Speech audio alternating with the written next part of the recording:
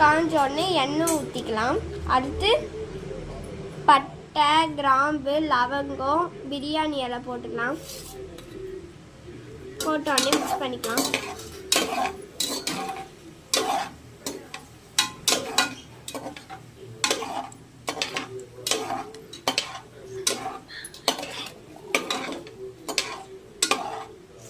அடுத்து வெங்காயம் போட்டுக்கலாம்.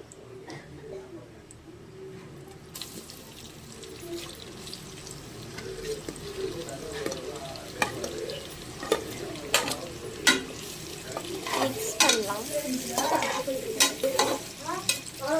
மிக்ஸ் பண்ணிக்கலாம். ஸ்பீடில் வச்சுக்கலாம்.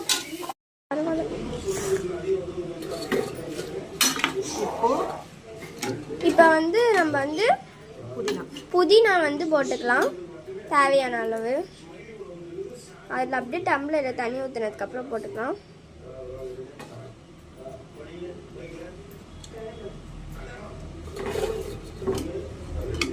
போட்டு மிக்ஸ் பண்ணிக்கலாம்.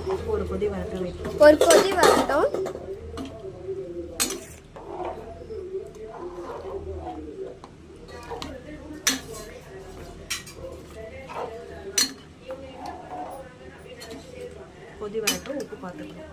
கொதி வந்ததுக்கு அப்புறம் உப்பு பார்த்துக்கலாம்.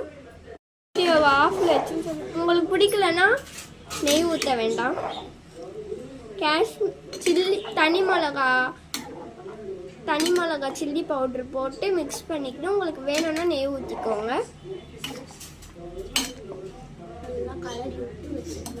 கலரி விட்டுக்கலாம். ஒரு கொதி வரட்டும், வெயிட் பண்ணலாம்.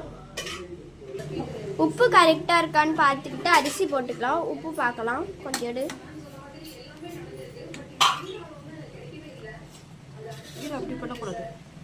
உப்பு பார்க்கணும். இப்போ பார்க்க போகிறாங்க. எப்படி பார்க்கணும்னு பாருங்கள்.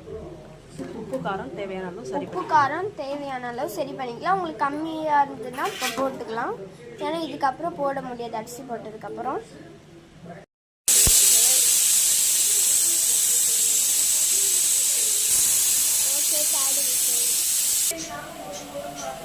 ஓகே நிறுத்தியாச்சு. இப்போ நம்ம நிறுத்தியாச்சு.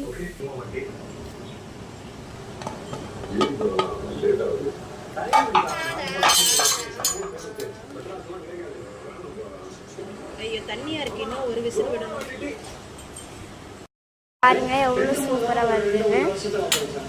சூப்பராக இருக்கு. ட்ரை பண்ணுங்க. லைக் பண்ணுங்க, ஷேர் பண்ணுங்க, சப்ஸ்கிரைப் பண்ணுங்க. மறக்காம பெல் பட்டன் பண்ணுங்க, கமெண்ட் பண்ணுங்க.